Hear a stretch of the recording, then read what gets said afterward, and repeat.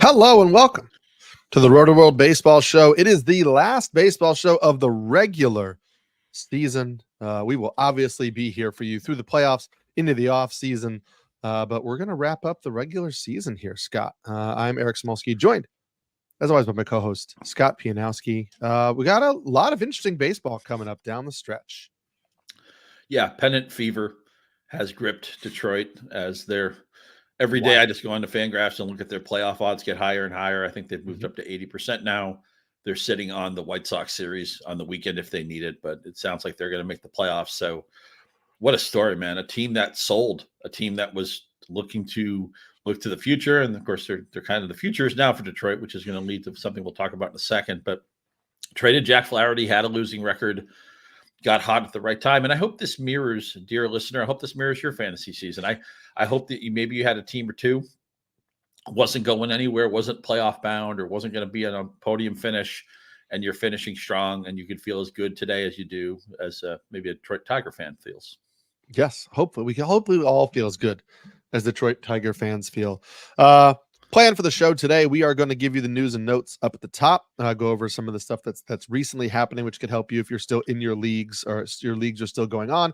We're going to talk about that playoff picture in the AL and NL. Scott and I are going to do a little bit of reflecting on this year, things that, lessons we learned, things we did right and wrong, trying to always try to, make the best of our process. And we're going to end the show by ranking the streaming starting pitchers for the weekend. So if you are still in your leagues, you're competing in, Roto, you're trying to get those final wins, strikeouts, whatever. We are going to give some of those specific recommendations at the end, and some of the news and notes stuff should help up at the top as well. As a reminder, always, if you want to download, rate, and review this podcast, it really does help us make sure people get to see the podcast, or they don't really see it, they listen to the podcast. You can see it live on YouTube if you want to check that out. But yeah, so make sure that you're downloading, rating, reviewing. It helps us to get the word out, to get our podcast out there for everybody as we continue discussing this glorious baseball season through the off season. We're all minoring in meteorology right now as we watch the weather in Atlanta, trying to figure out if the Braves and Mets are going to get this game in. Obviously, the Mets fans, I was on a text thread with some of my Mets fan friends weeks ago, and they were going on this hot stretch. They were making the playoff. They were, making a playoff spot. It looked like they were getting in contention. I looked at their schedule, and we said, how this is going to go. We've seen the Mets do this so many times. They're going to make an incredible run. They're going to get into the playoff picture. They're going to look like they're going to make the playoffs. And then the final series, they're going to get the Braves and they're going to get the Brewers. And they're either going to lose it or it's going to get so uncomfortably close. And now my Mets fan friends are losing their minds because they're saying the Braves are going to try to play this game tonight, because they know they can't play Thursday. And so they know that they're going to push the Thursday game to Monday. And so the Braves are going to get this game in tonight so they could pitch Sale, and then they can bring Sale back again to face the Mets on Monday to get into the playoffs. And so my Met fan friends are already writing the disastrous end of the 2024 baseball season for the Mets. But, fingers crossed, we hope it works out for them. But yeah, it's a weather situation to monitor as we go. And that is a man wearing a Buffalo Bills t-shirt who's telling you that. So you know a little bit about expectations, and that's fandom, right? I mean, we're Red Sox fans, right? I mean, they were the most tortured fan base forever until they finally beat that curse about 20 years ago. And then the Cubs, they've never won, the curse of the GOAT and all that. They finally got off the schneid. It's been a long time for Mets fans. 1986 predates some of our listeners, I'm sure. And for the ones who don't, they're kind of like, what the hell's happened? They had that moment maybe a decade ago where they had this pitching staff that was going to lead them into several dominant seasons. Just about everybody befell some injury or really checkered career since then. Man, I hope we get Jacob deGrom back full throttle next year. We'll see about that. But this is what fandom is. One team wins a championship, and a lot of teams get close and are interesting. And I think you should savor any playoff berth. I think you should savor any team that's fun. There are several Red Sox seasons I had fun with, even though they didn't end the way I wanted them to. It was more frustrating, like maybe in 2003 when they should have beaten the Yankees and Grady Little didn't know how to manage his bullpen and all that stuff. But, And look, in the tournament too, just get in the tournament. I mean, that's what I was going to say. Rangers, the Diamondbacks, right? Nobody thought they exactly. We saw the Diamondbacks do it last year. We saw what happens when you get into the dance, and if you heat up at the right time. And this Mets team has shown that they can get hot for stretches. And so, yeah, like why not just get there and see what happens? But we are going to get there in just a little bit. We have to cover some of the news and notes. Everybody's talking about the Tigers' postseason run, but the Tigers also made headlines earlier this week by calling up Jackson Jobe, who is the top pitching prospect in baseball right now, given the elevations of Skenes and guys like that. Now, Jackson Jobe is being called up to pitch out of the bullpen. So in terms of fantasy, we don't really believe that he's going to have a lot of fantasy value this year because he's probably going to be a multi-inning follower, but maybe you're looking at 2 or 3 innings, depending on how well he pitches. There's a chance that he pitches today, which is Wednesday, following Kiter Montero, or he could pitch tomorrow following Reese Olson, who's coming off the IL and hasn't really gone very deep into games since coming off the IL. So those are the 2 perfect chances for Jobe to follow. Listen, this is somebody with a mid-90s fastball that has incredible IVB. So that's induced vertical break. That's like what we would have referred to as rise back in the day, right? Where it seems like the fastball rises because of how it fights against gravity. So when you're throwing 95 at the top of the zone and it is not kind of sinking as an object traveling through space usually sinks, it seems to rise, which makes it easier to miss bats. He has a great slider. He has added in a cutter. His changeup is a good 4th pitch. Like, this is a guy with a true 4-pitch arsenal. He is 22 years old. He pitched the majority of this year at AA, 16 starts. He had a 1.95 ERA and a 1.09 WHIP with 81 strikeouts and 38 walks in those 73 2/3 innings. My question to you is more geared towards 2025. Does Jobe getting this brief MLB debut change the way you might approach him in 2025? Do you think this makes it more likely that he breaks camp with the Tigers, or do you think this is just a fun story and it's great to see him pitch and that's about it? Yeah, I'm going to look at this just more as my first chance to see him. As you said, he's not going to be a starter. The walks were a problem at AA Erie, even though the strikeout numbers were good. I think we're more betting on pedigree right now than we are necessarily on the results. But I like the way AJ Hinch has handled his rotation and a lot of followers in this Detroit staff. And I think they've gotten maybe more run out of this pitching staff than the actual talent. Obviously, Tarik Skubal is barreling towards a Cy Young. He may win unanimously. He's been a great breakout and an important fantasy player. But I'm just looking forward to watching Joe pitch. It's a team that has been a little bit unlucky with some of its touted pitching guys in recent years. I mean, Casey Mize, at this point, they're just hoping if he can be even a top 5 starter at any point consistently for the rest of his career, that they'd take that. But I mean, he was the number 1 pick in a year that didn't have an Adley Rutschman waiting to be plucked or something like that. I've talked earlier in this season about how Baltimore seemed to have the number 1 pick in the right years. Detroit maybe had it in the wrong years, but it's going to be fun to watch Joe pitch. I'm not dug in on what he is or isn't for next year. He's just 21 years old. And so for all we know, he could spend the majority of next year in the minors. It's totally in play. He'd probably have to show something in spring training. I know it sounds a little crazy that players make teams or don't make teams based on what they do in 2 or 3 weeks of preseason play against backups. And I would argue they get into the conversation based on what happened before. And then the final push over is when they make the team or don't. Totally make fair. The team. Yeah, totally fair. It's just nice. We're always looking for the next one, the new one.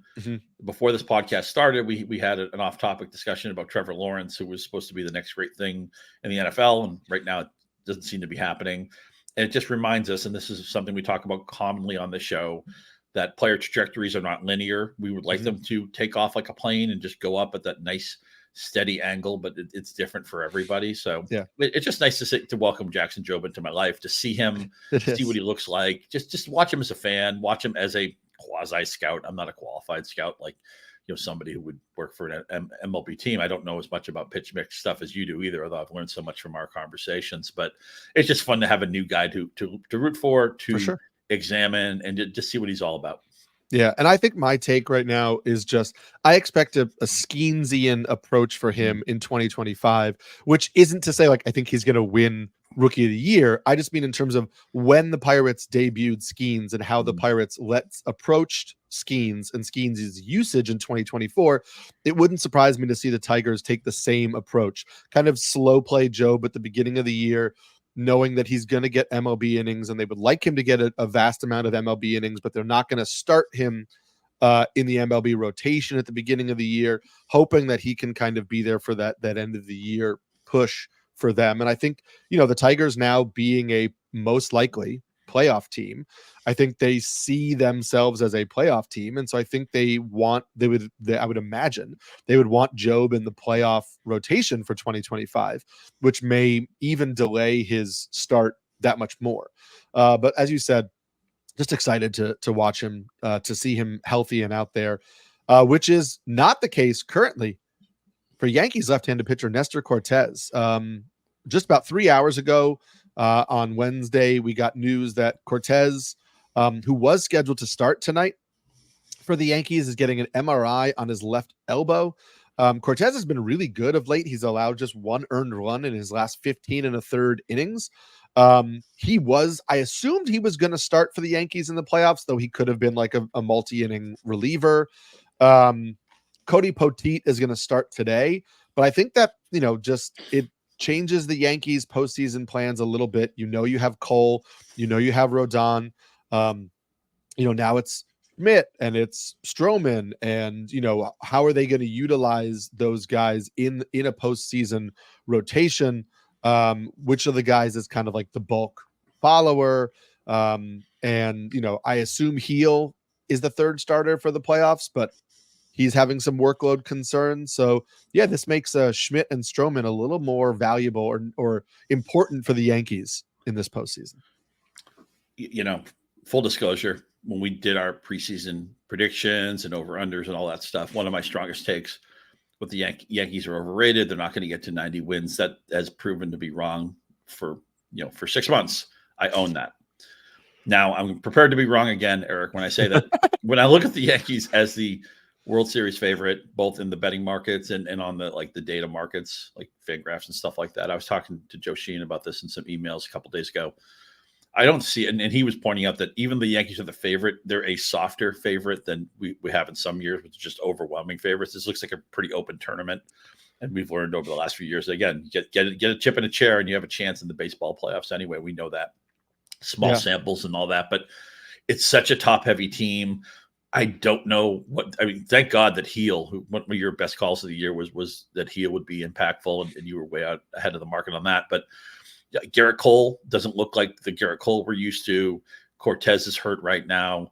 I don't see great. I don't know that anybody in baseball has a dominant staff right now, even like good teams like Philadelphia. I'm never surprised when Aaron Nola allows 7 runs, but I don't think this my advice to you, listener, well, one, you should root against the Yankees anyway, because that's what good people do. But if you don't want to do that, if you are going to put a penny down somewhere on the playoffs and World Series, I wouldn't put any of it on the Yankees. I think their price doesn't make any sense. It's a top-heavy team. Judge is a monster. Soto is a monster, and I can't wait to see how that free agency plays out with him. He's going to go to market. Do the Mets throw him a grandfather offer? I think they probably will, but I don't think the Yankees have the composition. Mm-hmm. The lineup isn't deep enough, and the staff is missing. It's going to be like, I feel like there's like a guy missing on this staff. I give Aaron Boone credit because somehow they cobbled together a much better season than I feel like this roster probably deserved. I think they outkicked their coverage this year. And again, I was wrong on this for 6 months, so I might as well make it 7 months. When the Yankees are hosting a parade in 6 weeks, you can say everything you want to me, but I just don't see it, man. I don't see how somebody has to be the favorite. I get it. This would not be the first team I would land on, and just having Cortes get hurt reinforces my opinion on that. Yeah, well, I'm not far off on you, and we'll talk about that when we get into the playoff segment. Though one of the teams competing with the Yankees, the Astros, just announced that Jordan Alvarez is going to miss the rest of the regular season. So regular season. The expectation is that he plays in the postseason, but for those of you still competing in your fantasy leagues, just know that you're going to get nothing from him for the remainder of the week. Make sure you have your backups. There's not really much else to say about that because we don't assume it will impact them for the postseason. The Texas Rangers also just put Josh Jung on the IL again. He is experiencing soreness in his hand. We know that he had the wrist injury early in the year, and then had the setback when he was trying to come back for rehab. So it has been really a wasted or a lost season for Josh Jung. The question I wanted to pose to you is, when we have an injury like this that seems to recur throughout the year with a player and he can't quite seem to get beyond it, how does that impact how you're approaching Josh Jung in 2025? If he comes into spring training and says, hey, I'm fully healthy, are you willing to believe he's fully healthy? Or does this season, where we've had these recurring injuries in the same area, the wrist, which is obviously so important for a hitter, is that always just going to be in the back of your head as you approach him next year? I think you have to take a little bit of a discount off it. You have to push him down maybe a couple of rounds. And I just want, again, fantasy football strategy, don't draft into injuries. Injuries are going to find you. I also apply that to fantasy baseball, that I don't mind taking somebody with their injury concerns, but you have to give me a discount to do that. I'm going to need some kind of coupon here, some kind of discount on Jung. I'm not going to pay just assuming that. And his production basically a full season last year and then a partial season this year. The slash lines are pretty similar. I think we have a good idea of what a healthy Jung is, but I need to have some accommodation before I draft into him with any confidence next year. I think I'm in the same boat as you. I'm interested, but I need to. I can't be paying a premium, or I can't be paying near what he was drafted this year, even if he's healthy for spring training. Another interesting roster move, which doesn't really impact fantasy leagues outside of the deepest formats, but I wanted to get your opinion on it. Yesterday, the Pirates DFA'd Rowdy Tellez, who has actually been pretty good for the Pirates of late, and I think that's relevant to the larger conversation, because Rowdy Tellez was 4 at-bats away from an incentive that would have paid him $200,000, and the Pirates decided to DFA him. They said it had nothing to do with that, but maybe it had something to do with that. Rowdy Tellez had a really good month of August, struggling a little bit in September, but I'm curious if it rubbed you the wrong way, like it did for me, that 4 at-bats before this guy gets paid an incentive, he gets DFA'd. Yeah, it rubbed me the wrong way too. It's penny wise and pound foolish.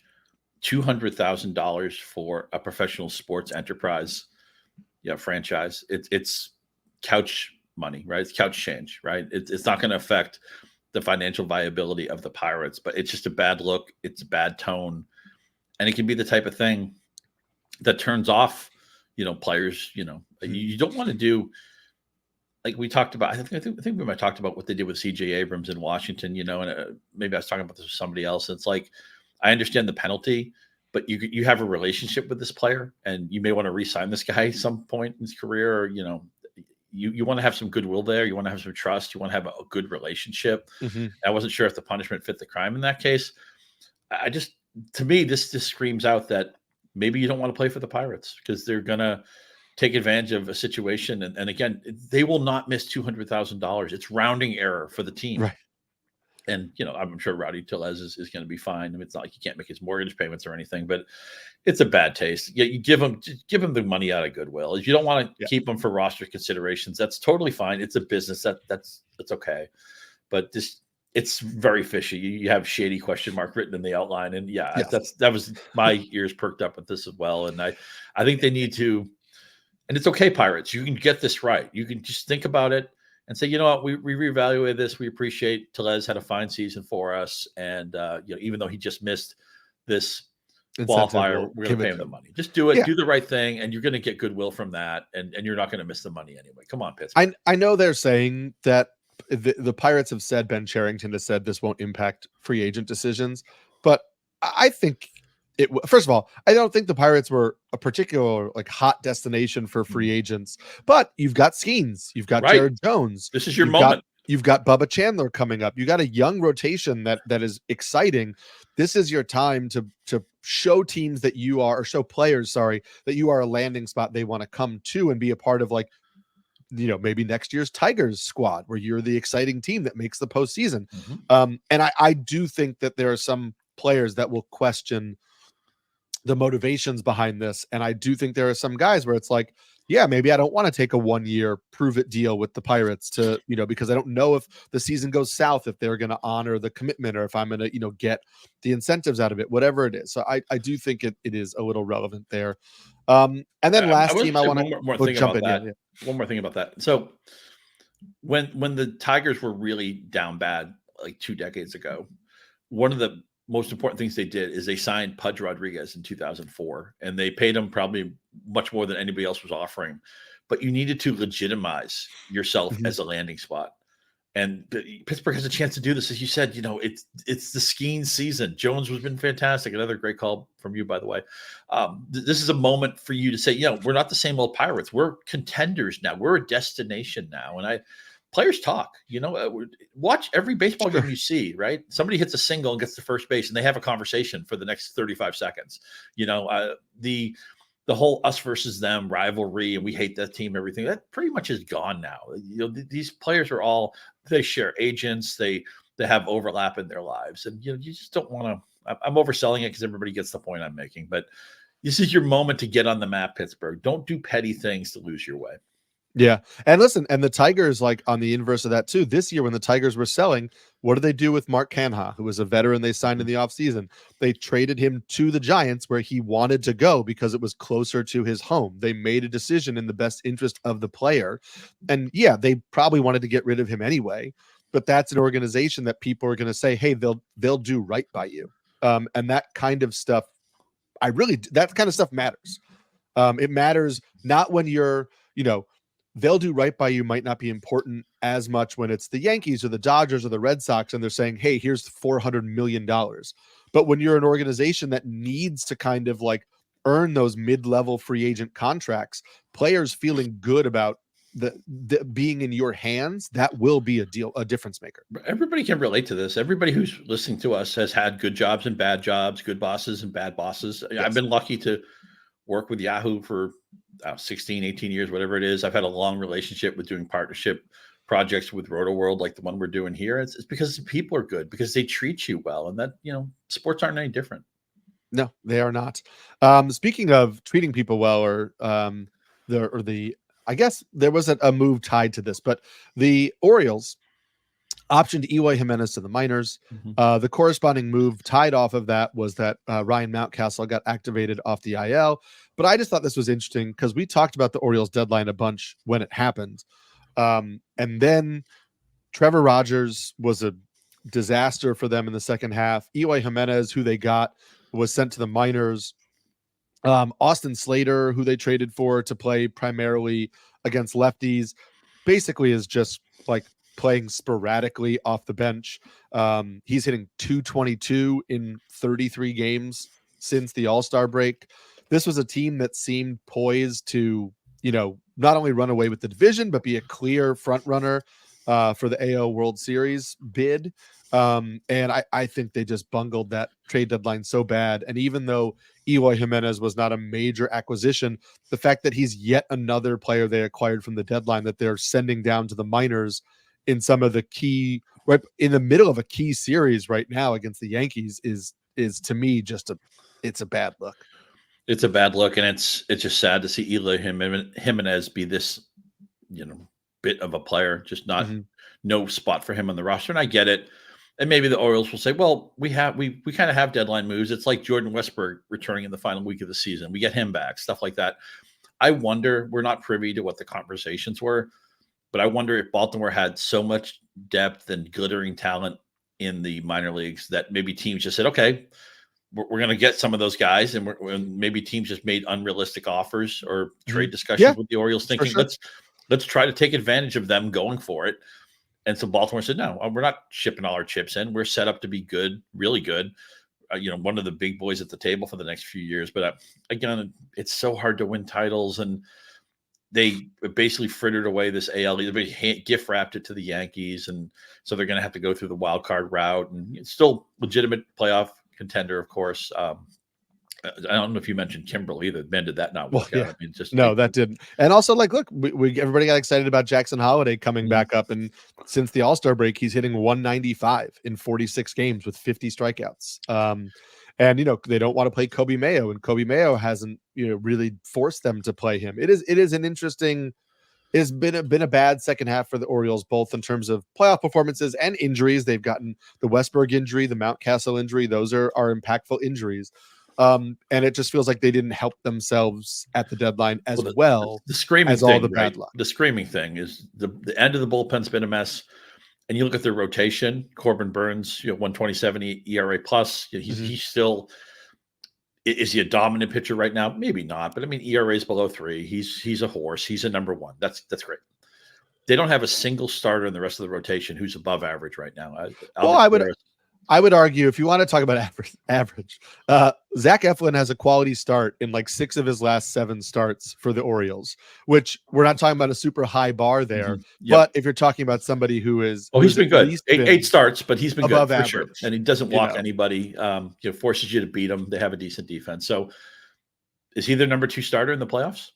I mean, unless Grayson Rodriguez can get back in time, I think he is. Yeah, I think it's Eflin. I mean, look, we all know what this team needed is maybe another bullpen piece, and they tried. They added Rogers, didn't work out, but they needed just a really solid number 2, number 3 starter would have gone a long way. And I realize there's not a tree that you pluck these guys from, right? And maybe the market wasn't teeming with options, but it felt like Baltimore sat out when everybody else was getting better. Baltimore said, "No, we're set. We're good. We're not going to do anything major." They add Jimenez. It was a reasonable chance to take. Obviously, Jimenez goes down as part of this historic Chicago White Sox season where everything has gone wrong. Yes, man, I feel sorry for Grady Sizemore just having to pilot this ship for the rest of the year, and knowing that you're going to lose every night. It's going to it was not a situation for him to succeed in. We're going to talk about the playoff race. Just a couple quick hitters first for you. If you're in your fantasy league still working right now, Michael Lorenzen is being activated off the IL today, but I don't expect him to go long for the Royals, but he is going to start. Austin Hayes is back for the Phillies. He started last night against the lefty, so we don't really know how the playing time is going to play out against right-handed starters the rest of the weekend. But obviously, if you're getting a starting player for the Phillies in that kind of offense, that's something you should be interested in if you're in a league with midweek waiver wire pickups. Ezekiel Duran went on the paternity list. He's going to miss 3 games, but again, that's basically the season. So if you were relying on Ezekiel Duran since he was starting after the Corey Seager injury, that is no longer an option. And then obviously earlier this week, the Red Sox put both Kenley Jansen and Rafael Devers on the IL. That has led to full-time playing time for Vaughn Grissom to end the season. So that is somebody to keep in mind. And then I guess if you're, speculating on saves, it would probably be Chris Martin for the Red Sox to end the season. He pitched in a tie game in the 9th inning last night. So he's, probably going to get the most high leverage innings there. Anything to add on those? I know they're pretty middle, as the kids would say, they're mid moves. Yeah, for sure.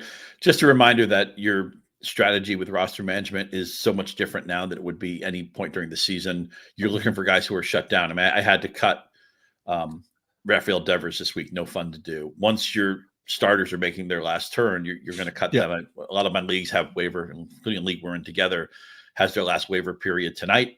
So I'm going to be trying to look at who's shut down, who's not playing, who has already made their final start of the season. There may be some Yahoo leagues where you have caps.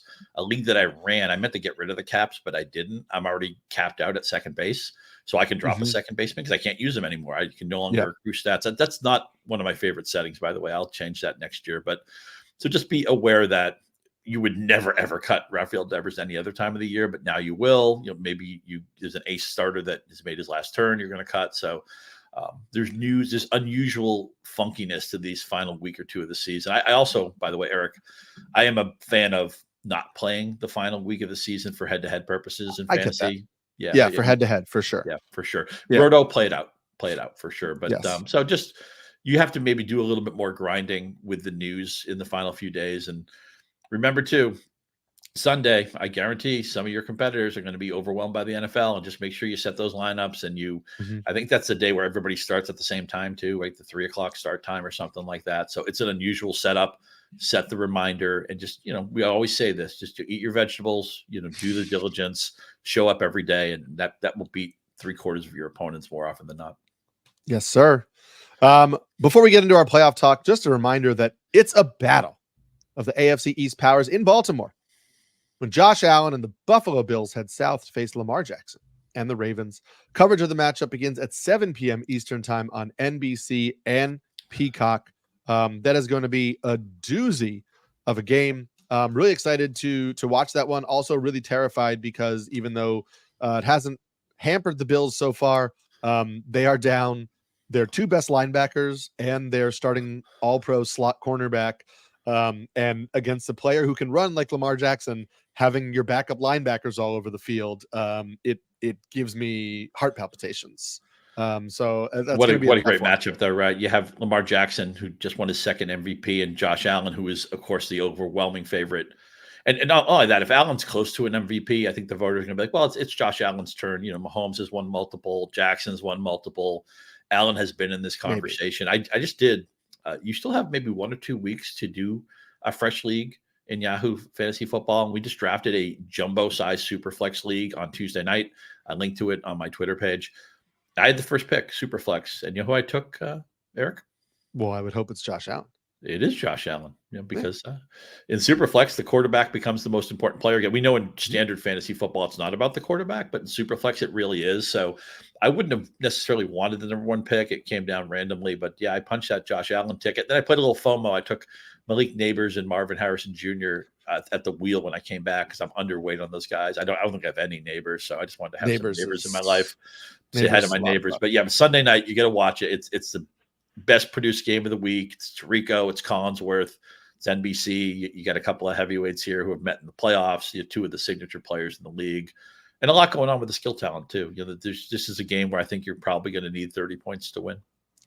Hopefully it lives up to the expectations. I'm certainly excited to watch it. We're going to talk about the playoff picture right now, just so we're all on the same page where we're at right now. The Brewers, the Guardians, the Phillies, and the Astros have already clinched their divisions. The Yankees, the Dodgers, the Orioles, and Padres have clinched playoff berths. The Yankees are playing the Orioles right now. The Dodgers are playing the Padres. So that's kind of where those decisions will be made. The Royals, Tigers, Mets, Diamondbacks are currently in the playoffs. Mets and D-backs as the wild cards in the NL. The NL, Royals, Tigers in the AL. Braves, Twins, Mariners, all in the mix. Weirdly, our Red Sox, technically still alive if they go. It was yesterday. It was if they went 5-0 and they won yesterday. But if they go 4-0 and they get a lot of help from teams like the Royals and the Twins losing, the Red Sox could sneak in. Obviously, in pure Red Sox fashion, they'll probably win their next 3 games, and they'll have a weird outside shot on Sunday and lose it. But it seems right now like the Tigers are all but a lock. Evan Woodbury had a tweet, which I'm going to pull up right now, where if the Tigers go 5-0, they're in. If the Tigers go 4-1, they're in. If the Tigers go 3-2, then the Twins have to go 5-0 in order to overtake the Tigers. If the Tigers go 2-3, the Twins need to go 4-1. So basically, I think the most likely scenario, or the scenario that would be most likely to have happened, is the Tigers would have to go 1-4. The Twins would have to go 3-2 in order for the Twins to get in over the Tigers. But as you mentioned, the Tigers get the White Sox this weekend. The Tigers losing more than 1 game to the White Sox doesn't feel really possible. So I feel like the Tigers are in right now. And then, so the question becomes, are the Royals definitely in? Do we feel like the AL is pretty much locked up right now? Or do you think the Mariners or the Red Sox or the Twins really have a shot to sneak in? Minnesota has a shot, but I don't think they're going to do it. As you mentioned, Detroit, the schedule lines up perfectly. They're home the rest of the week, and they have the trump card of if they need to pitch Skubal on Sunday, they can. If they've locked everything up by then, as far as a berth comes, they'll obviously sit on him and wait to pitch him on the road in a playoff game. As a number 1 starter, that'll be exciting. So Skubal's ready to go, regular turn, regular rest on Sunday if that game is needed. But because they're at home, because they have Chicago, I don't think it will be needed.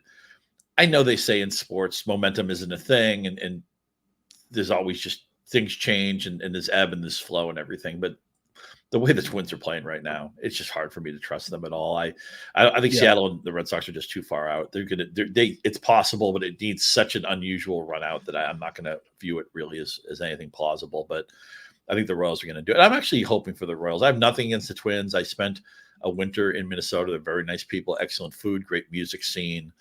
But the Royals, much like it was fun to see the Pirates become a player again, they're on the way up. The Tellez thing to the side. The Tigers are a team on the way up, maybe a year early. The Royals are such a fun team. I hate that Vinny P got hurt, but Bobby Witt Jr., we talked about him in our minds should be like right neck and neck with Aaron Judge for the MVP. It won't play out that way, but Witt could go number one in some leagues next year. He's such an exciting player. They have some unbelievable arms in the bullpen. They have a legitimate horse at the front of their rotation. In Reagans, who was built on what he did last year. Listen, I would love to see the Royals. It's great baseball city, great park. I'd love to see the Royals in the playoffs. Both of those teams could get a little feisty because you're talking about with Reagans and Skubal, you're talking about legitimate aces who could beat any other starter in a head-to-head matchup. So there's a chance whoever the Tigers or Royals get in the first round, they could win that first game and they could go up 1-0. And then we've seen like the Royals have gotten some tremendous pitching from Seth Lugo this year. They've got seasoned veterans, guys like Lorenzen and Michael Wacha, who aren't like, oh my God, I have to face Michael Wacha. We're doomed. But Michael Wacha is a solid starting pitcher who's been in the league a long time. He can pitch, 5 solid innings and keep the Royals in the game. The Tigers, I'm less enthusiastic about the rest of their rotation, but we have seen like when Reese Olson was healthy this year, we saw some really good stretches from Reese Olson. Brant Herter has been tremendous for the Tigers down the stretch. As you mentioned, the Tigers have been really smart about matching when they're going to use openers, when they're not. Is there a situation where the Tigers go with Brant Herter and then 2 innings from Jackson Jobe or 3 innings from Jackson Jobe? Like there are situations where the Tigers and the Royals get themselves ahead because of their aces and they put the other team on the back foot. And we could see some interesting, moves from them early on in the year. I don't know that they have the Diamondbacks staying power. I don't know that they have the Rangers staying power from last year, given the lack of depth throughout the rotation. But listen, you get in the dance, as you said, anything can happen. There is a chance that you just squeak through the first round and you never know. And the other thing that's great with these younger teams, right, is when you get in the playoffs, it's all house money for them. There's no pressure. Nobody's going to be like, oh, the Royals, all your playoff failures of the last 10 years, they haven't been in the playoffs. They're going to be thrilled to be there. And they're they don't know, they're too young to be scared of anything, right? They can play fearlessly, let their hair down. Witt's going to steal a bunch of bases. And I know what you said about Reagans and Skubal, right? I mean, even if the other team, the opponent, has a stronger roster, how are you going to feel when you get 3 hit by one of those guys? Right. With a couple of relievers, of course, because almost nobody goes 9 innings anymore. But both teams have good bullpens too, and now you're down a game. It doesn't matter if you have the stronger team.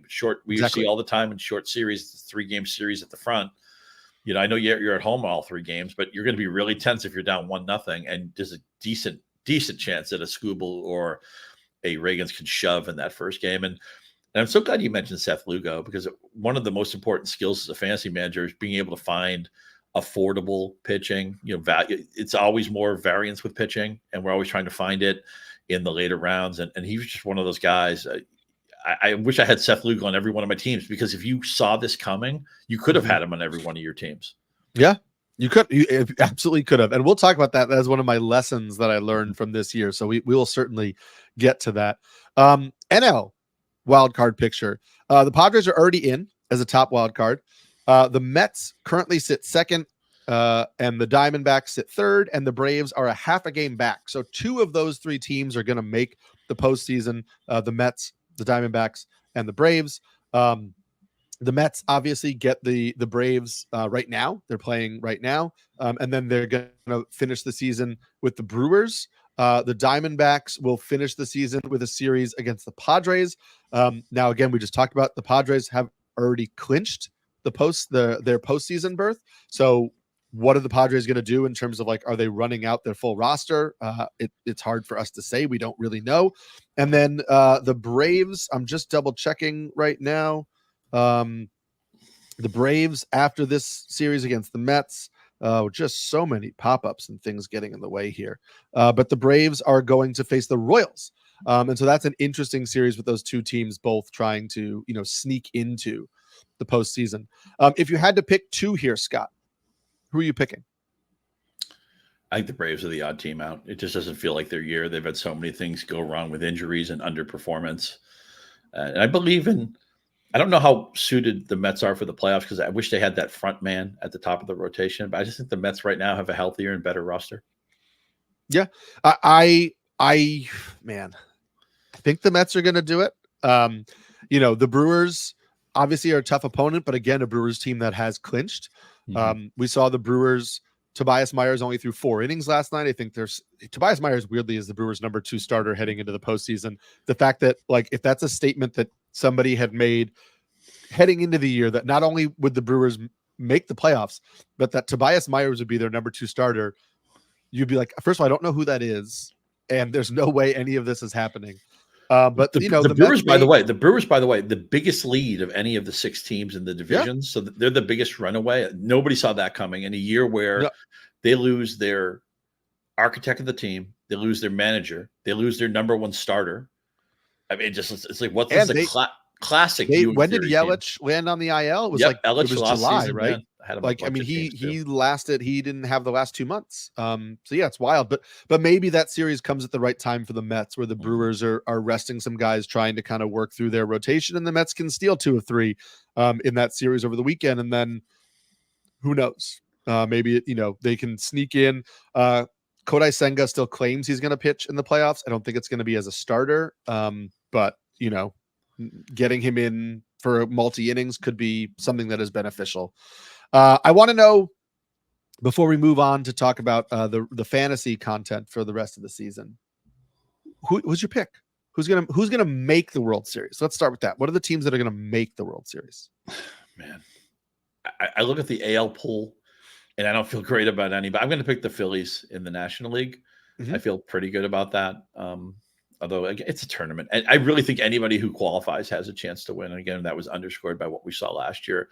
I'd even be, if I knew for sure the Diamondbacks were going to make it, I'd almost be tempted to pick them. And we talked a recent episode how they very quietly lead the majors in runs scored, and I like the depth of their rotation too. So I think they're a live ticket, but I could change this at any moment. I'm going to pick the Guardians right now in the American League. So let's go Phillies over Guardians for the World Series, but I don't have any conviction on American League team for sure. And Philly is, they can lose to anybody too. The baseball tournament is wonderfully wide open. It's of the 4 major sports, it's the one with the most variance, and therefore you get the greatest drama.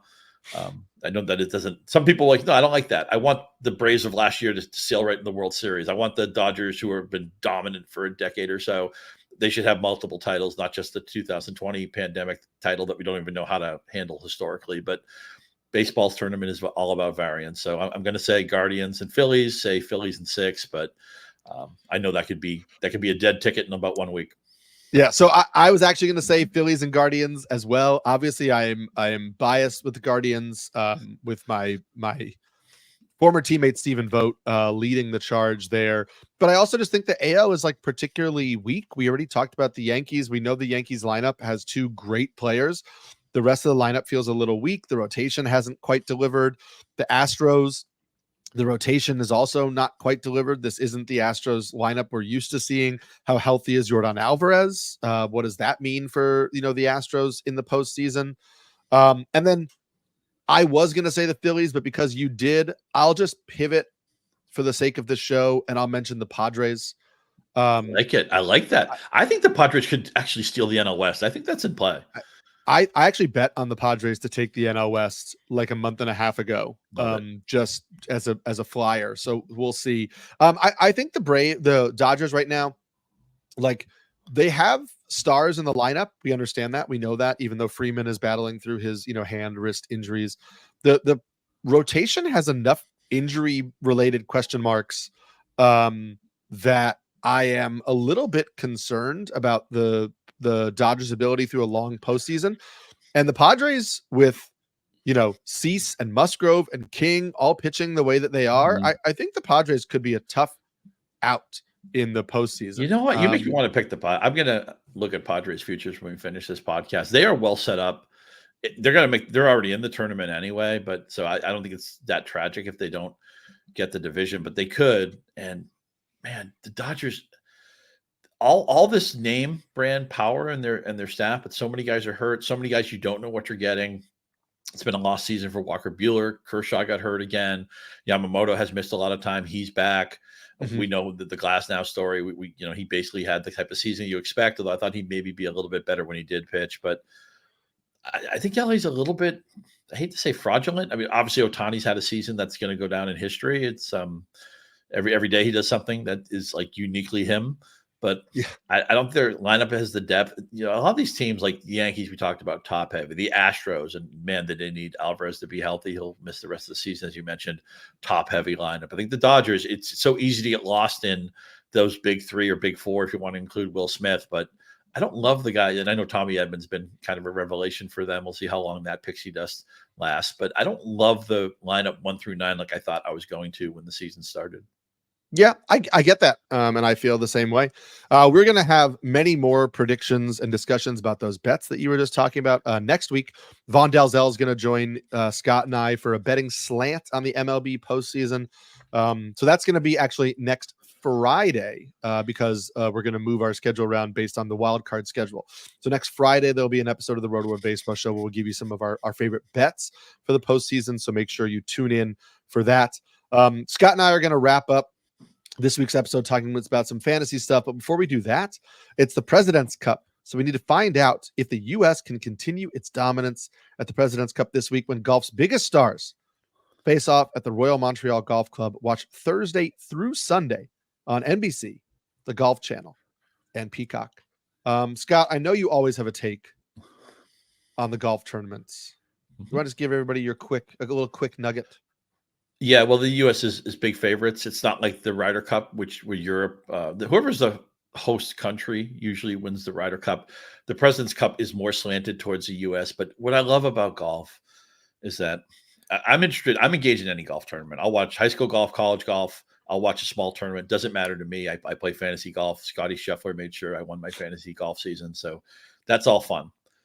But what players will tell you if you got them in private or you got them to take their filter down is that, okay, I really only care about the majors and playing for my country, whether it's the Olympics, whether it's the Ryder Cup, whether it's the President's Cup, who gets picked to captain these teams, who gets picked as captain's choices. Golf is all about history and legacy. Nobody remembers the minor tournaments for the most part, unless you're a golf zealot. It's all about, are you playing for a major? Are you playing for your country? So, yeah. And you'll see, one of the criticisms of golf sometimes is, oh, these guys, they don't show emotion and they just kind of, they're playing and it's all casual and it's not competitive. Everybody's like almost like best friends out there and everything. Well, that all goes out the window. You will see crowd engagement like you normally don't see. You'll see the players much more fired up, and all because they're psyched to play for their country. So if you haven't, I'm sure a lot of people watched the Ryder Cup. Maybe they watched the Olympics a couple months ago. If you're not familiar with the President's Cup, it has the same flavor of it. If you like golf even a little bit, this is a weekend you got to plug in. I know it's hard with a lot in the calendar. We got these baseball pennant races, we got the NFL and everything. College football is obviously gigantic this time of year, but international golf speaks for itself. I guarantee if you give this 10 minutes, you won't turn it off. I think it's similar with tennis in terms of the playing for the majors, playing for your country, really kind of kicking things up a notch. We're going to do a little reflection on this fantasy season, but I did want to ask you a question that was posed to me by Nick Pollock earlier in the week based off a poll that he put on Twitter.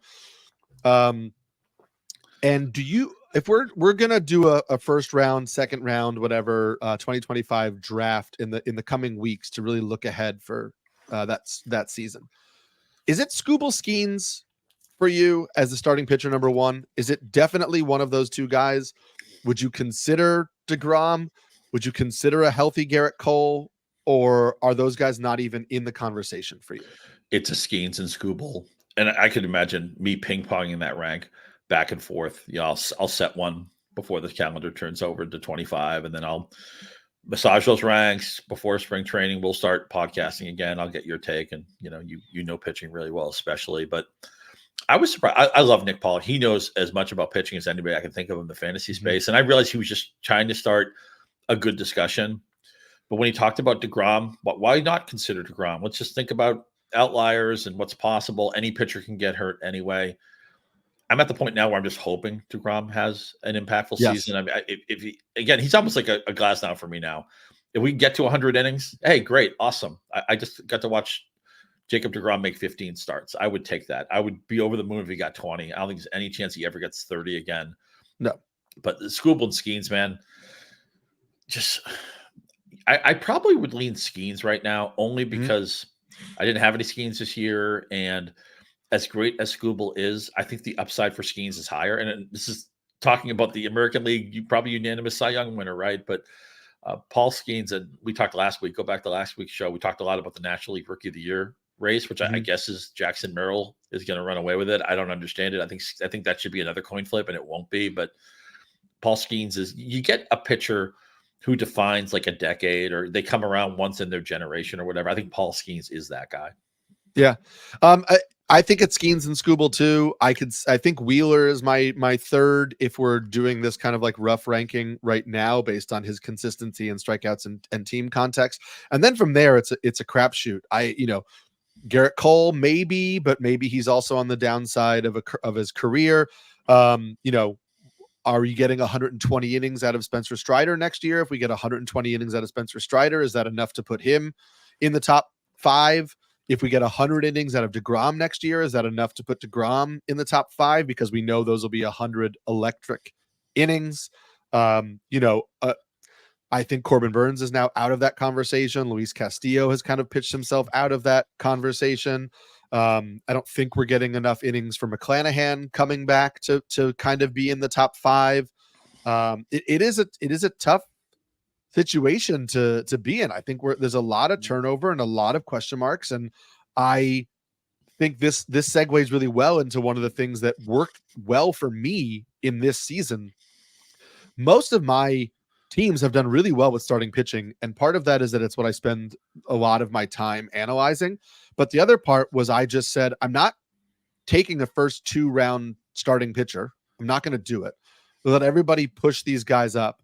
I'm going to pick from the blob that goes in round 3, 4, 5, depending on if I'm in a 12-team or a 15-team league, because I think that there is a lot of overlap in some of those guys in terms of like, some may be better than others, but they have more injury concerns. Others are maybe not as dynamic, but they seem healthier.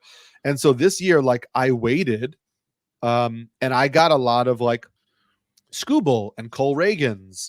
And I also got my fair share of Luis Castillo, who wasn't great, but not terrible. But again, if I'm getting Luis Castillo as the 8th starting pitcher off the board and not having to pay up to get whoever, then that worked out for me. And I see myself having the same strategy going into next year of there's just too much uncertainty with starting pitching right now in terms of the volatility of the position. And I know that you've likened it to running backs in the past, and I agree. But with running backs, I feel better about saying, okay, there are these 5 guys where if I can get them in the first round, I feel good enough about their usage and their role that they can be my workhorse. Whereas with starting pitching, I feel like there's a glob, and I'll just wait until the end of that glob. I'll get my hitters early, and it worked out well for me this year. And I think that's how I'm going to approach it next year too. Yeah, of course, any strategy can work if you pick the right players. But I agree that I look at my better teams. Who do I have? A lot of guys like Skubal, a lot of guys like Michael King, a lot of guys, because I talked to you, Shota Imanaga, who had a really good season, that even though the Cubs didn't quite get where we wanted them to get. Framber Valdez, just one of the most underrated pitchers in baseball, even though everybody in the Seattle staff, maybe not Logan Gilbert, but I thought somebody on that staff was going to make a Cy Young run. The fact that none of their aces are below I thought it'd be George Kirby, and that I did too. Work out. And here's the thing with Kirby, though, is that Kirby was a useful player and a slight disappointment at the same time, only because we thought he could win the Cy Young Award. Right. He could be the best pitcher in the American League. He hasn't been in that conversation for a long time, but it's a big park. He's had, whenever you draft a pitcher in a digit round, if he just returns, he was on my staff all season and helped me value, I'll take it, even if they don't maybe get to their ceiling. So next year, and it's not going to be fun when I say this, one league I'll just FOMO and draft Skenes because I want him, or maybe I'll draft Skubal because, I live in Detroit and I want to be out in a restaurant and look up at the TV. Oh yeah, there's Skubal, shutting somebody out through 5. I want to be in on that. But I do think the strategy of offense is more predictable. I know there are plenty of offensive players that down years too, but it's more predictable. They're less likely to get hurt. Your money is more consistently returned with the early offense picks, and then just chip away at pitching. I'm not going, to use the football comp. Right. I'm not going 0 RB here. I'm not saying, oh yeah, I'm going to take 8 hitters in a row. That's a mistake. But I like hitter, maybe a pitcher. After 5 rounds, I have 1 pitcher. After 7 rounds, I have 2 pitchers, something like that. And the strategy that goes perfectly hand in hand in this, and this is one of the biggest wins of the fantasy season, is that you can just get saves on all sorts of budgets. We saw Kirby Yates kind of came into relevance late in the spring. Mason Miller was a breakout player for the A's, and man, every appearance he had was just much CTV. He's a blast. Yeah, you don't have to. And I get it. If somebody out there saying, "Wait a minute, I paid up for Class A," he was great, and that's fine. He's been fantastic. He better not win the Cy Young, by the way. I don't think he will, but he won't. But he's been fabulous. But I look at Yahoo has a thing called MVPs, which is the players who show up on the most successful Yahoo rosters. Mm-hmm. And you might think, oh yeah, of course it's Ohtani, or of course it's Chris Sale, who you were all over, who had a nice breakout year, or it's Jaron Duran or whatever, Jaron Judge. No, it's Kirby Yates, 31.2%. And what that probably speaks to is 2 things. One, obviously, he was a really good value player. But the people who are playing the game to get Kirby Yates, those are probably the better fantasy players anyway, because they realize the volatility of the position, and they realize that inexpensive saves will come into the league, even in competitive leagues, every single year. So I will say I am a big hero RP drafter, where I like getting my one guy at the top. I like it. And so I had a lot of Emmanuel Clase, and I had a fair amount of Edwin Diaz, which even though the start of the year didn't go particularly well, at the end of the year, I wound up feeling really good about it. And then I had a lot of Mason Miller. I had a lot of I had Robert Suarez prior to the Korea series, and then the inflation set in. But I had a lot of drafts where I was able to hit on my stud RP and then a good second one. And then I worked the wire. I had Jason Foley in some places. I had Kirby Yates in some places. And I have found that when I get that stud at the top, if I just have 3 closers all year long, and I have that one, I hit on that stud, and sometimes you don't. Sometimes I drafted Edwin Diaz last year before the World Baseball Classic, and then he got hurt and he was out all year. And what are you going to do? But I found that it makes it less pressing to play the wire. I can pick up guys. I got a lot of Trevor McGill shares early on because I thought he was we talked about the leverage early on looked like it was him. And then he had that freak accident where he passed out and hit his head and was on the IL. And I was able to scoop him in a lot of places. And when he came off the IL, he was great as the Brewers closer for the first half of the year. I just think it's less pressure to pick up the Rockies guys, or who are the Marlins going to use. If I can just find the Kirby Yateses of this is a pitcher that I trust on a team I think is good, I'll bid there. And I don't have to chase every single guy on the wire. That to me feels more successful. Oh man, I hear it's so funny you say this, because you mentioned a minute ago, a lot of times we've made the comp between starting pitchers and running backs, but I'm starting to think maybe the clearer comp, and you even use the hero RP term, maybe relief pitchers and running backs are the comp now, because the idea you get one you like, if you can find a second one who's reliable, now you're feeling pretty good. If you get that third guy, you're ahead of everybody else. Mm-hmm. And when you have a plus bullpen to begin with, much look at what fantasy football players are doing. They're drastically bidding on guys. Well, please let Roshan Johnson be good. Please let Tyler Bidet get a chance in the Denver backfield. Is there a right answer there? That's the NFL version of what you mentioned, chasing for saves in Colorado, chasing for saves with a bad Marlins team. Not that you can't get a guy there, but a lot of those fab dollars are going to be wasted. So I think maybe kind of by accident, although you did say hero RP, which I think that lines. I think the relief pitchers now are the closers of fantasy baseball, where we've seen save striation, right? A lot of teams will distribute their saves to multiple guys, just like a lot of teams will distribute their carries and touches to multiple running backs. It used to be I think you had to have 3 closers back in the day when closer roles were more defined. Now you can kind of live with 2. Even if you have 1 and a cobble together bullpen, you might be okay with that. And that lines up, I think, with a lot of my running back teams where it's like, okay, I got one guy I really like. I have like a Devin Singletary type who's playable most weeks. And then, if I have a third player who I can use in a pinch, maybe he's a third down back, maybe he's a goal line equity back, maybe he's somebody in a timeshare, but he's going to get double-digit touches, just like a double-digit save season will always have value. I think this has shifted. I think it used to be starting pitcher, running back. Now it's relief pitcher, running back. Agreed. Hero RP. Here we go. Last takeaway from me.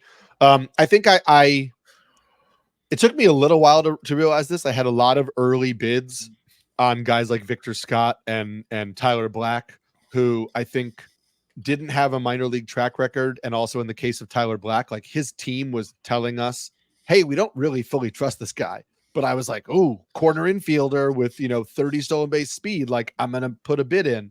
I think the adjustment that I made early enough that I was able to make good on it in a lot of leagues is saying, hey, the jump from AAA to MLB in terms of as a hitter is much larger now than I think it was 3, 4, 5 years ago.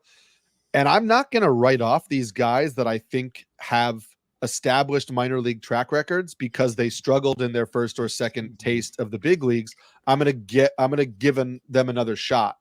And so I have a lot of Colton Cowser, Helio Ramos, Lawrence Butler, Parker Meadows on my teams. And now Lawrence Butler, Parker Meadows, those were summer ads, right? Meadows in particular was like just August when he came back off the IL again. But I think that has been a good lesson for me, is realizing I don't want to be too quick to write off the young guys who didn't show out early enough, if there's enough of a track record to back them up. And if they're in a situation where the team seems ready to trust them, to give them at bats. The Orioles were giving Cowser at bats even when he was struggling. The A's kept giving Lawrence Butler chances, right? And Butler kept getting better in the minors. These were guys who it seemed like there's going to be something here. Yes, I wound up cutting Helio Ramos a couple weeks ago in a decent number of like 12-team leagues because he really faded, but I got a lot of production out of him early on because it was like, okay, he was a former top prospect. He was somebody people really liked, and the Giants kept going back to him. And maybe it's going to take the third time up in the big leagues for him to really kind of figure it out. And so I think like those guys I mentioned early, like, yeah, people may sour on Evan Carter. People may sour on Kobe Mayo in 2025, right? Like Luis Garcia of the Nationals. I had a lot of Luis Garcia this year.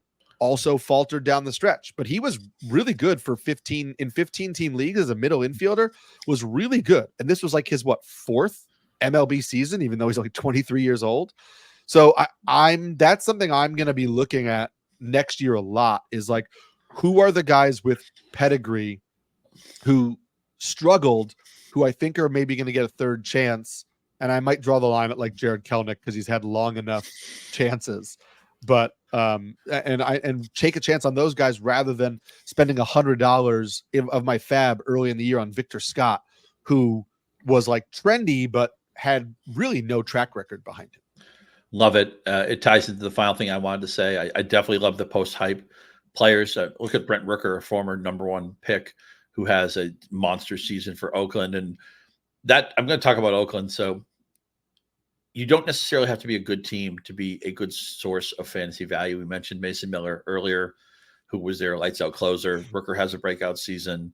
Lawrence Butler, who you were very early on, and I came along for the ride. He's been great for us in the second half, 5 category contributor. Even players, I'm not sure we ever talked about Shea Langoliers this year. He's got 28 home runs. JJ Bleday had pockets of fantasy value. Is it a top heavy lineup? Yes, but I mean, there's a lot of teams going to the playoffs that have top heavy lineups. And I realize it's been a sad story just to watch Oakland play out as a lame duck city. They, now the owner's trying to spin it. Oh, I tried to do everything. We can tell our bullshit, our BS detectors. Let's edit that out. Our BS detectors work Oakland. Yeah. Man, the way the Oakland situation was handled was awful, but at least the fans got a fun. Rooker has been fantastic. Butler's been great. Mason Miller, lights out. So just between the trajectory of, we always say it, we said earlier, player trajectories aren't always linear. It took Rooker some time. It took a lot of the players you mentioned, different organizations, swing changes, positional changes, whatever it is. But don't write off teams just because they're not a contending team. There can still be pockets of fantasy value. And also, I just I know I talked about this, I think last week with you, but own a major L to Chris Sale. I underrated the possibility of a motivated player. Chris Sale, just a guy with tremendous amount of pride. I'm not saying other players don't have pride, but I think he's uniquely, almost like obsessively competitive. And he gets out of Fenway, which is a horrible place to pitch. He gets out of a market. When you go bad in Boston, it can be a pretty hard city to live in. And so he gets to go to Atlanta where they like their baseball, but maybe they don't, they don't eat it, drink it, and sleep it the way a market like Boston does. It's a better place to pitch, of course. I feel like Chris Sale was hiding in plain sight. And look, I wasn't ever going to be overweight on Chris Sale. That's fine. But I should have had one of those FOMO shares. I should have had one of those. What if Eric's right? I should just have, I don't want to be locked out of this, right? That's why I drafted Malik Neighbors last night. I don't want to be locked out of Malik Neighbors. We'll figure out who this Chris Sale is in 2025. What if Eric's right? That's what I want you, dear listener, to do. I want you to listen to everything Eric says about pitchers. Conveniently forget about the 7 guys he's wrong, because he's going to hit on a bunch of guys too. And just say, what if he's right this one time? What if he's right? Well, you hit on Seth Lugo. You were on Reagan's. Sale was one of the biggest players of the year, and we'll always have Lawrence. But you and I have done a lot of texting or messaging over the computer about when Lawrence Butler just stole another base. Butler and a three home run game, right. and Zach Neto, who slowed down the stretch, but we'll always have whatever. Neto was a win, man. It was huge win for us, for sure. All right, let's we'll end this real quick by ranking our streamers. We're going to start on Friday. 4 options each day. Tell me who you prefer. Friday, we get Casey Mize of the Tigers against the White Sox, Reed Detmers of the Angels against the Rangers, JP Sears of the of the A's against the Mariners, and Nick Martinez of the Reds against the Cubs. Where are you going on Friday? I'm actually fine with any of these guys. I think Martinez is maybe the best form of the 4 of them, but you're picking on a Seattle game in Seattle. You're picking on a White Sox team we know is historically bad. Detmers has a chance to strike out 7 or 8 guys. Martinez is my pick, but I would endorse any of these players. I think Sears and Martinez for me are slightly ahead of the other guys. I don't know what kind of length we're going to get from Mize, so that worries me a little bit. Saturday, we've got Grant Holmes of the Braves against the Royals, Sean Burke of the White Sox against the Tigers, Brant Herder of the Tigers against the White Sox, and Rhett Lauder of the Reds against the Cubs. Where are you going? Yeah, Sean Burke, also a great NHL goalie of a couple of generations ago, New Jersey Devils. I like Lauder's form right now, and Cubs don't scare me. I lean there. Of course, Herder will probably go 5 good innings against the White Sox, and he's run really lucky with the wins lately, so I have no problem with that. Hopefully Detroit hasn't clinched anything by then, because maybe it changes the calculus, but Lauder is my slight preference. Yeah, I am going with Brant Herder as my number 1, and I like Lauder as well. I think Holmes, if we can get like 5 innings of him, is interesting. This is my favorite day to stream of the weekend. I think Sunday is a crapshoot, and we don't really know what's going to happen on Sunday. Are guys going to pitch or not? Whatever. We also get like Tyler McGill of the Mets against the Brewers this day. You get Joey Estes of the A's against the Mariners. And so if you are in a league that allows you to go over your innings pitched maximum, as long as you do it all in the same day, there you go, batch it, and you load up. I think Saturday is the day to load up. You say, okay, if I head into Saturday and I'm just -1, all I need to be is -1 in my overall innings pitched heading into Saturday, and then I throw 4 or 5 of these guys, and I go way over my innings. I think Saturday is the day, and I'm happy with all of these guys. Plus, as I mentioned, McGill and Estes, I think, are also involved in that conversation. I love that you brought that up. That's a key strategy at the end of the year. Heaney too is on this day. The key strategy is to know when you're going to race out, when you're going to load up, and as you said, get really close to the line, don't go over it, and then you sail past it the next day. Also, if you have the opportunity to either adjust your lineup or even make pickups the day of a game, you may be in a head-to-head league, that's allowed. Keep an eye on the teams that start clinching and don't have anything to play for. Because a lot of times that next day, it's senior skip day. All the regulars don't play, or most of them, they have to put a lineup together, of course, but you're going to get a spring training lineup some of these times. So we can't tell you who those teams are right now. You have to see the cadence of what plays out the next few days, but there's going to be some unbelievable streaming opportunities because some team is going to leave. It's basically going to be a B squad game. Yeah. Last day, Sunday, we got Mitch Spence of the A's against the Mariners, Jack Hanowitz of the Angels against the Rangers, Jonathan Cannon of the White Sox against the Tigers, and Hayden Birdsong of the Giants. And who you going with there? Hanowitz for sure. And with Cannon, if Detroit's wrapped it up, which means Skubal won't pitch, which means, again, there's a chance of one of those skip days. Cannon's actually look pretty. I know. Why would I want to stream somebody in the White Sox? This might be an unusual spot where you can do it. It's just Detroit can't need the game because if they need it, everybody plays and Skubal pitches. But for now, Hanowitz. But I'm curious. I think Cannon might actually have a good start against the depleted Detroit lineup that day. Yeah, that's an interesting thing to keep in mind as well. And obviously, whether you're in quality starts leagues or wins leagues determines Hanowitz. He's been pretty good in terms of quality starts, and obviously less good for wins. So something to keep in mind. Keep in mind that we will be back on Friday of next week to give you some of our best bets for the playoffs, and then go over some of our playoff picks now that the dust has settled there. And we're going to keep going into the offseason with a look ahead to 2025 and things of that nature. So stick with us here through the offseason. You can follow us on Twitter. I am at Samski NYC, and Scott is at Scott_Pianowski. And we'll see you late next week for another episode of the Rotoworld Baseball Show. Good luck finishing off your fantasy baseball seasons this weekend.